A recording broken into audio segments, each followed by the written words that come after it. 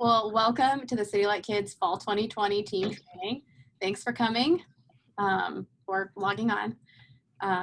We're just going to go over some things that you already know and then some of the new changes that we've implemented so that we can reopen safely or as safely as possible, safe as possible. So if you have any questions or thoughts, feel free to ask while we go along. And like I said earlier, we went pretty quickly the first time we did this, so we don't have a ton of stuff to cover. A lot of it is fairly intuitive, and we tried to keep things simple as much as we could. So Whitney's gonna kick us off by just kind of rehashing our mission and vision.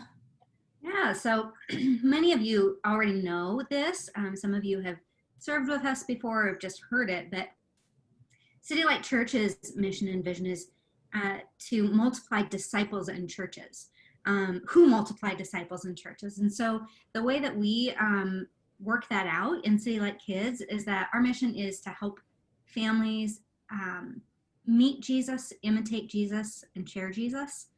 We believe that this happens best through the gospel, relationships, and service. And so when we think about kids meeting Jesus, we need the gospel to do that, right? So we need the gospel present in every moment that we have with kids in order to help them to meet Jesus.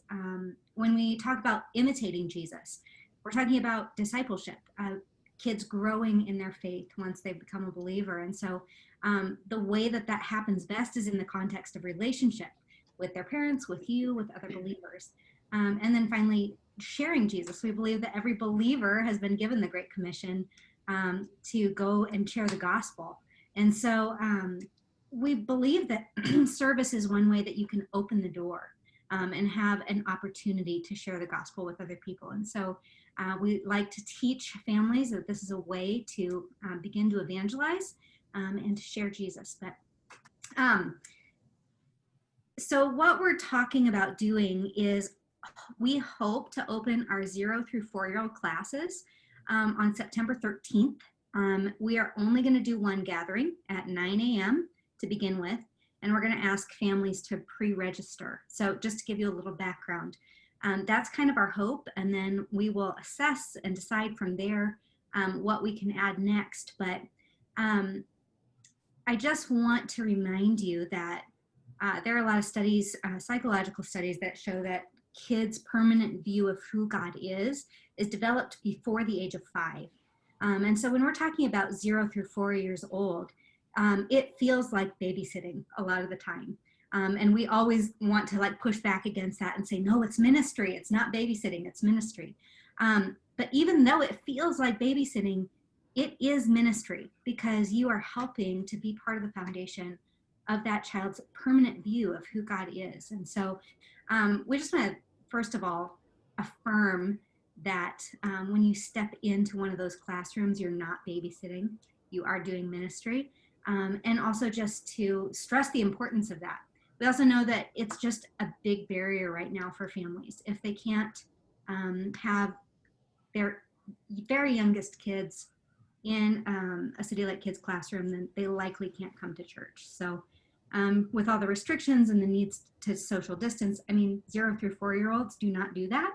So this is an opportunity just to allow families to be able to come to church together. So. Excellent. Any questions? Quick question. So from September 15th, did you say? 13th. 13th. Do we have a time frame at all for the future ages? We do not. Okay. So that's just going to depend on a lot of things. Number one, whether cases ramp up in schools, and that's a thing that we're dealing with. Also, how big the demand is for those spots in 0 through 4, because we're going to have to limit the number of children per classroom. And so there could be the need to open up 0 through 4 at 11 as well, before we open up through 5th grade. Yeah. So we're just talking through all of those possibilities. Obviously, our goal is to get all of the kids back in class once it's safe to do that. But we have to start somewhere. So we're starting with getting families to be able to come to church together. And that makes complete sense. Actually, Yami and I are in that boat where it's like, we could come, but we'd be sitting with Aubrey, you know, in another room probably. So, yep. Yeah, so that's exciting. Awesome. That's where we are too. Yeah. And we have talked about opening up registration for those classrooms one day early to our team so that they can sign up and be sure that if they're serving on Sunday that their child is able to go in. Oh, yeah. That kind of matters. Yeah. Awesome. Yeah, so some of the new things, like Whitney just said, classrooms for ages 0 through 4 at the 9 gathering only right now. We have updated, well, we've created social distancing policies that we didn't have before, and we've updated our cleaning policies. So we'll go over those a little bit, as well as just some general screening procedures we've put in place. And then parents will pre-register kids the week before so that we will have a link on the website. And we, like Whitney said, we will probably send that link out a day early to our serving team. And then we got a glass wall in the kids space. This has actually been in the works for a really long time. Just another safety measure to kind of keep the kids area safe. We can lock those doors if necessary. And also hopefully will decrease the number of 2-year-olds who escape and run out into the sanctuary. So yeah, we're pretty excited about that. It looks a lot nicer than in this picture. The lift was up there and all the chairs. So some of the new social distancing procedures that we've put in place, we have limited class sizes. So in the infants class, we have a 6-kid, 3 serving team members, and then 2 1s and 2s, we have 10 kids and 3 serving team members, and then 3s and 4s is 10 kids and 2 serving team members are kind of the room ratios that we think would be good, even though we know we can't keep kids apart from each other, but hopefully they'll be able to spread out a little more. We're going to do contained in-class worship and story time for the 3 and 4-year-olds, so they won't go out to large group for story and worship. They'll just stay in their classroom. And we've been doing online worship and story videos, and we will continue to have those as an option for teachers to play in class, unless teachers, you do want to tell the story, in which case you're welcome to do that instead of use the video. And then we are checking in team members and kids before. So for check-in will look a little different. Kids will register. We will check them in Sunday morning before they even arrive. And we will have their name tags out on a table. So parents just have to come in, grab the name tag, and take kids to class if they've registered. So they won't have to, we're trying to limit contact just with the number of people. And so then for you guys, if you serve, we'll have your name tags printed before you come as well. So you won't have to come in and do the self-check-in thing. Does that make sense? Okay. And then it's part of the church's policy now, but everyone will be wearing masks back in the kids' space. Adults, children, we're not going to ask to wear masks back there. And then we are asking parents and guardians to have 1 parent or guardian for pickup and drop off, so that we don't have just a ton of people milling around back in the kids' space. Can I ask a question? Yeah. Okay. I'm just curious, you know how Whitney said like they would just you'd monitor like how the cases are going in the schools and stuff. Is there anything like since you're planning this, have you heard anything at all about cases like with kids in daycare and stuff? I mean, I haven't heard anything, but I just wondered if, you know, if there's anything out about that at all. So I've heard a lot about that, but I do know that there's no state restrictions right now on any daycares, and so that has caused us to feel more comfortable with opening up the 0 through 4 age range.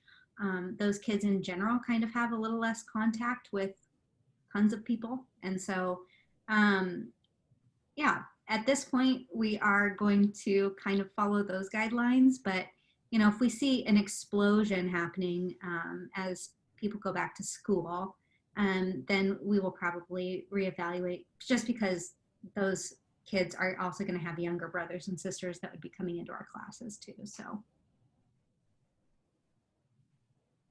is that helpful? Does that answer your question? Sure. I've just been curious about that even before today, just wondering if, you just don't hear much about any kind of cases in the daycare. So I was just curious.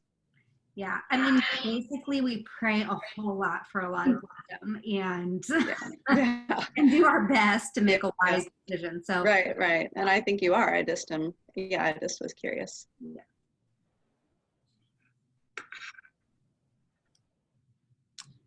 All right, so one of the other procedures we've put in place is just some screening precautions. I think that's the word, precautions. So team members, when you guys arrive, your name badges will be printed out, and then with them will be just kind of a specific sheet for you where you will record your temperature for that day and then just answer some pre-screening questions. And Sarah's going to show our fancy new binder that we have this binder where we're going to record and keep all of our serving team member forms. So this is what the form will look like. It might be backwards for you guys, but basically each column is 1 week. So if you serve every week, you'll just be able to use the same sheet for like 6 weeks. But yeah, so there's a spot for your temperature where you'll just record that. And you can do that when you get to see like kids. We have the scanning infrared thermometers, so you can do that when you get here. And yeah, we just ask you to fill out questions. It's basically like, have you been feeling sick? And if you do answer yes to those questions, we'll ask that you not serve during that time. Same thing, if you have a fever, we'll ask that you please leave. We still love you, but we want to keep kids and just our spaces safe. So yes, so we'll have this already like taken out of the binder. You won't have to like flip through to find yours. So we'll have your name tag sitting on top of this sheet.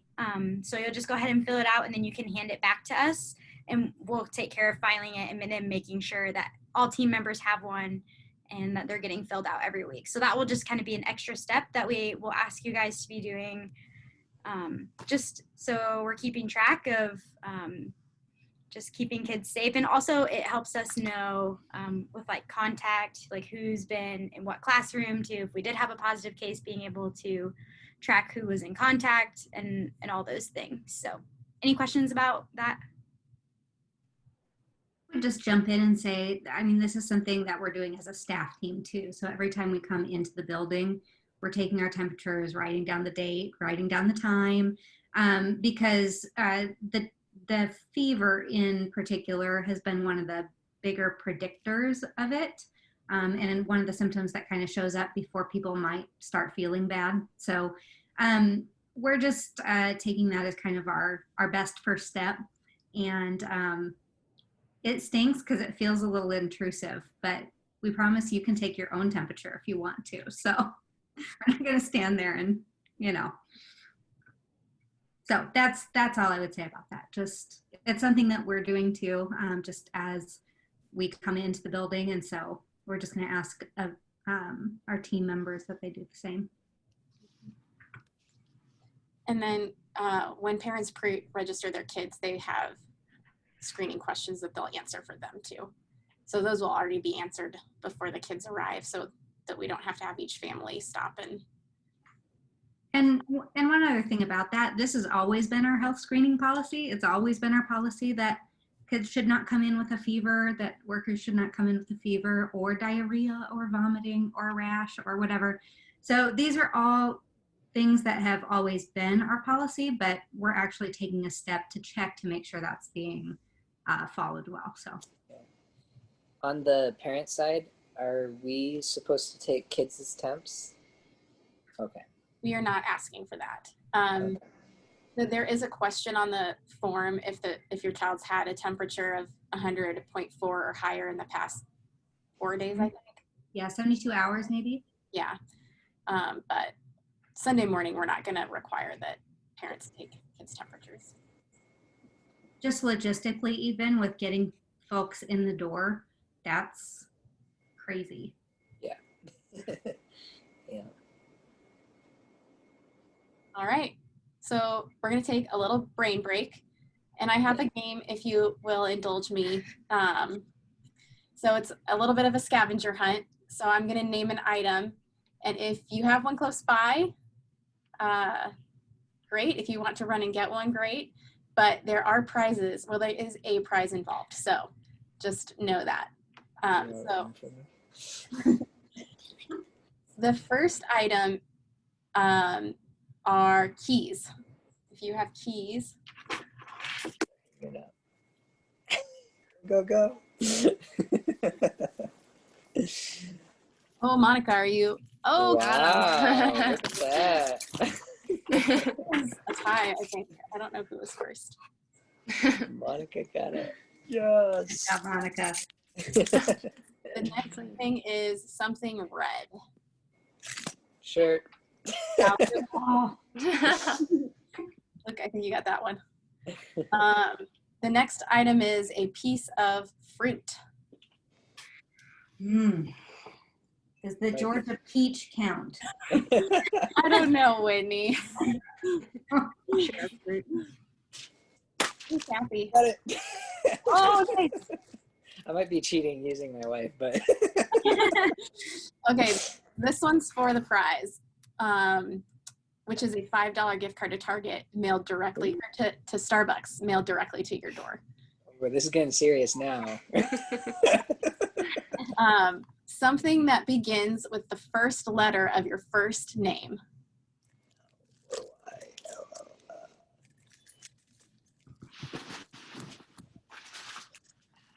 Markers. Monica! Oh, good job. Nice job. Nice, Monica. T's are hard. I found a tack, but God, sticky I note. think an L? oh, A lemon. There we go. So W is a little bit of a tough one. yeah, Yes. I found her too. Water. Watermelon. Thank you guys for playing. I appreciate it. Awesome. All right. So cleaning. Cleaning. I think we've actually simplified our cleaning. So some things: washing hands before serving, using hand sanitizer throughout class as needed. We always have that in all the classrooms. So sanitizing toys after kids use them, especially if kids put them in their mouths, just trying to take that toy and maybe put it aside until class is over. But we have made these little cleaning buckets for each classroom, and they have some just general cleaning instructions on there. And they each come with a multi-purpose spray that's labeled. And so this is used to clean up any messes. So marker on the table, snot, whatever. So you'll spray it on and then wipe it off with the. Okay. And so this is general cleaning throughout class as we need to clean. And then we have our disinfectant, which we've used for a long time. And this is just, you spray a mist over any surface that's been used at the end of class. And Whitney, you can talk a little bit more about how special it is, but. It is very special. No, it's a product made by a company called Benefect. So they use thyme oil as kind of the main disinfecting property, but it's FDA approved for use in hospitals, schools, daycares, because it does kill H1N1, HIV. Like it takes care of everything, but it's less toxic than vinegar. So we don't have to worry at all. Even if you decided to do disinfectant while the kids were all playing, it would not do anything bad to any of them. So that's just the nicest thing about it, is that it's completely safe to use even on like food surfaces. So yep, that is our disinfectant. It's pretty effective, but it does take 10 minutes of contact to work for coronavirus specifically. So that's where we're saying like it's going to be most effective just to have on that surface at the end of class, because it'll need that 10-minute time to disinfect. So we'll be doing that, you know, ahead of time. We'll make sure those surfaces are disinfected before you come in, but then we'll just be asking you guys to disinfect the surfaces that have been used throughout the morning. So. And the multi-purpose cleaner, the one that you use kind of for like spills and messes, it's made from the same company and is also very safe from kids. It's like all natural cleaner, so it's still safe to use during class when kids are around. Mm-hmm. Yeah, And I'm sure it wouldn't taste good, but you probably wouldn't hurt them. For the disinfectant, did you say you just spray it? You don't have to wipe it? Mm-hmm. Okay. And it's a nice thing compared to bleach, which you do have to wipe back off afterwards. And everything is labeled. I know it's back in here, but it has even short instructions on each bottle of how to use it and kind of when. And then also the instructions on here. So if you have questions when you're here, just ask us. But yeah, we tried to label everything pretty well. Give pretty instructions for all that. So yeah, I just like to spray the disinfectant over everything when I leave. Like just, and we have a ton of it, so please use it liberally. All right, so just a couple updates on specific classrooms. So for the infants through 2-year-old classrooms, which are all upstairs, we're gonna be having any snacks. And we're gonna ask that kids not bring food or drink into the classroom. So if you're working in the infant class and baby is hungry, we'll go ahead and page parents and have them come feed. And then just ask the parents to feed kids before they come into class. And so then, yeah, in 2-year-olds, we won't be having any snacks either.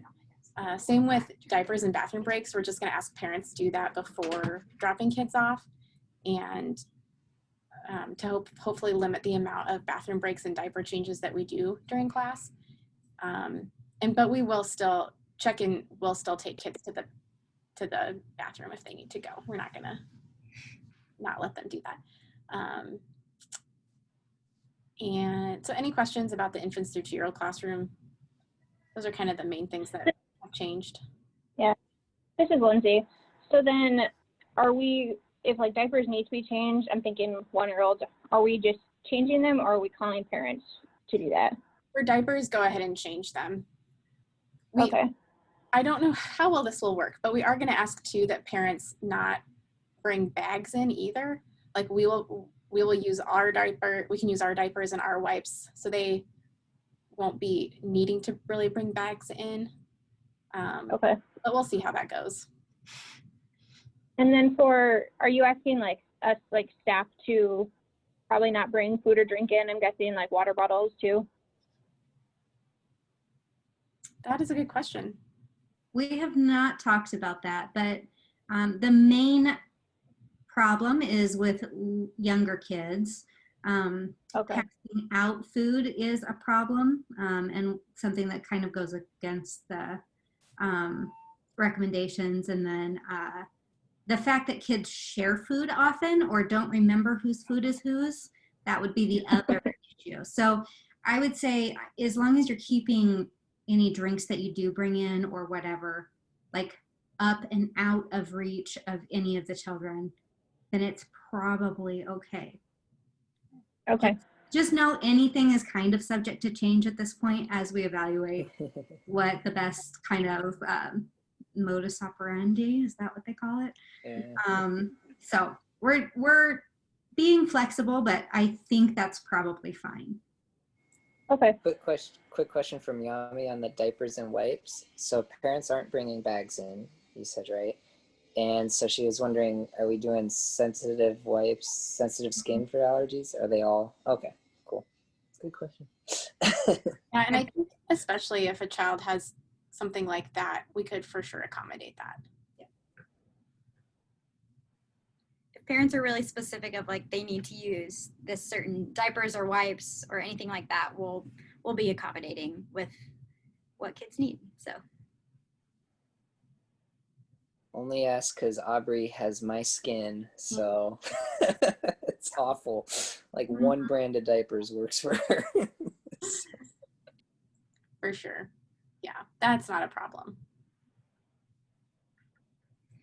All right, for the 3 and 4-year-old classrooms, kind of similar things. We aren't going to serve snack, and just asking that the kids don't bring any outside food or drink. And since we don't have donuts, maybe that will be less of an issue. And then parents are we're going to strongly encourage that they take the preschoolers to the bathroom first. But we will do bathroom breaks if needed. And then worship and story will be in each classroom contained.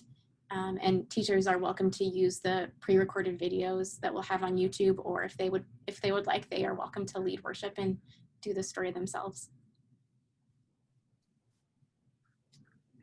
And then check-in will probably be the biggest thing that changes, because we are pre-registering and pre-checking in kids. When kids arrive, they won't go to a check-in station like normal. But what we are going to do is keeping a few spots open in classrooms for visitors. And so we will need to have check-in open for that to create new accounts, and especially to help visitors and help with any questions that parents might have as they're bringing kids in. And then for bathroom breaks and all those things during the gathering. And teachers, for you, so when you arrive on your Kindles, it will already show your class roster, as all the kids who have registered will already be checked in. So then what you will do is, as they arrive in your classroom, you'll just go in and check the arrive button for them.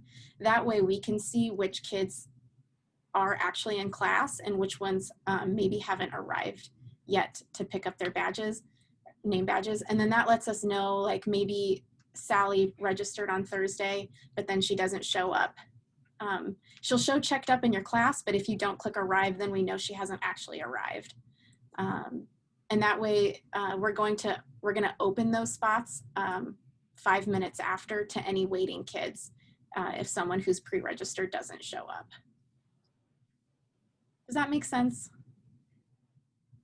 And if you guys have questions on how to click that they're arrived or how to change their status, we can show you, and probably will during our huddle time, whichever Sunday that you're serving. It's just really hard to show unless we have any kids checked in. So that's why we don't have a way to show you. And some of our teachers already do this, but not all of them do. So this is just going to be the way that we're going to keep track of who is actually here, since everyone will have already been checked in before you arrive. So any questions about that? Okay, cool.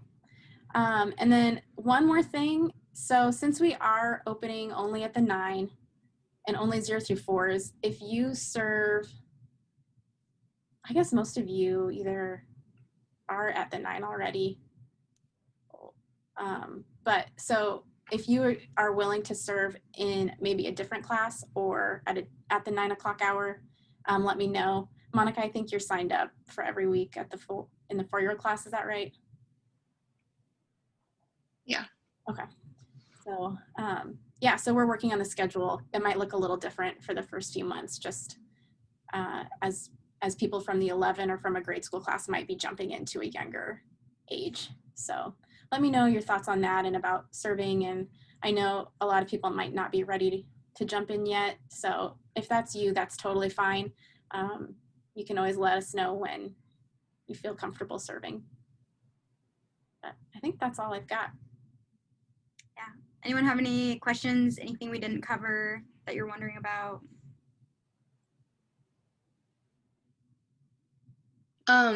Are you still going to send out like if we are serving like the Sunday before, or not the Sunday, like a couple days before, like what the lesson is and things like that?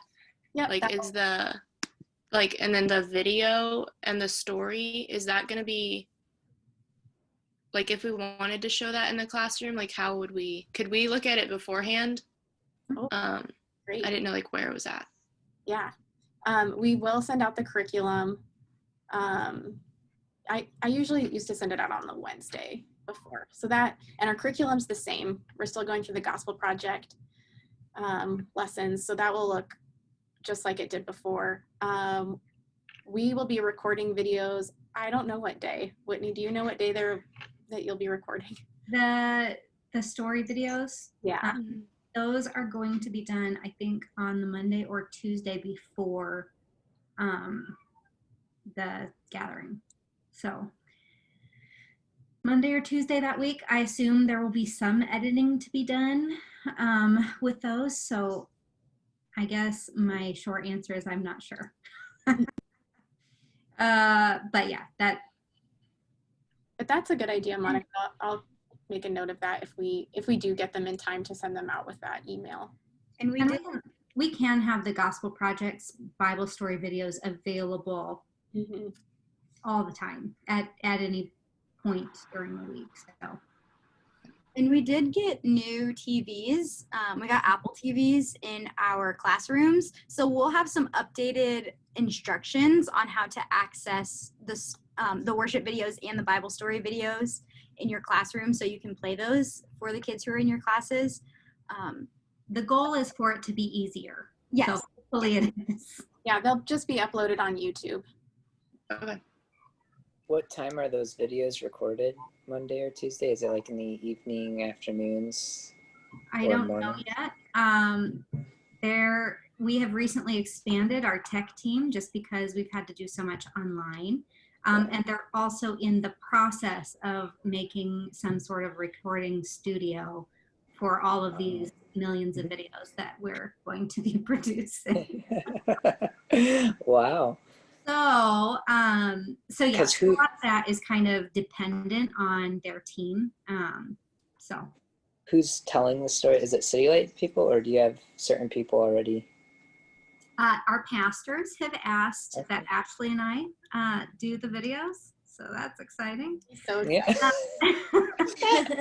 was gonna offer, but you no, I guys know. I have, yeah. I'm not ready to be out there like that, but that's okay. It's gonna be great, Whitney. It's fine. No, their rationale too is just that there's so much that is unstable, that having just two familiar faces who are the directors of the kids ministries would be helpful. So that's what we're going to be doing for the time being for the online stuff. Like we obviously want teachers who feel comfortable doing the teaching portion in the classroom to just do the teaching portion and to not use the videos. So we're more than happy to have people do that. But yes, for the time being, the live stream, we're going to start playing the Bible story videos 15 minutes before the actual live stream as part of the live stream. So that's part cool. of the reason that they are having us record them more formally and have Ashley and I be the ones doing it, because it's going to be put out in conjunction with the live stream. Awesome. So, and Willie and Ryan Nordstrom are working on writing some Bible verse songs for us for our passages. So that's exciting too. Awesome. cool. You guys have any more questions? Okay. Does someone want to pray for us and then we can go on our ways? I would love to. Heavenly Father, thank you so much just first of all for who you are, that in the midst of our world where things get messy and crazy, it doesn't faze you, Lord, that we can completely trust you and know that you are working, that your will is done. Lord, I just pray that your will would be done in each one of our lives, that we would not neglect pursuing you first and foremost, Lord. In the quietness of our private lives, that we would surrender to you. But thank you for the opportunity to serve these kids and this team, Lord. I just pray for your protection and hand of blessing over City Light kids, that no obstacles, Lord, would get in the way of your truth to these kids, and that you would use this year in the midst of what seems like having to adjust and change, that you would actually just move in this year and use it for your glory. So thank you that we can open up again and for this opportunity. We do also pray for protection over everything we do. Lord, in all things, would you be glorified? Thank you for each person here willing to serve these kids. And as we go our separate ways, as we are at our jobs, or with our neighbors, or in different neighborhoods, would we always be your light and your witnesses, Lord? Thank you for your son, Jesus. You are the reason we are alive, Jesus. In Jesus' name, amen. Amen. Amen. Thank you, ladies, very much. Yeah. Thank you guys for all being here. You're We welcome. miss you. We're looking forward to actually seeing some of you in person soon. Oh, be nice. I hope everyone has a lovely day. Awesome. You Thank too, you. too. Yeah. Thanks, I'll see guys. ya.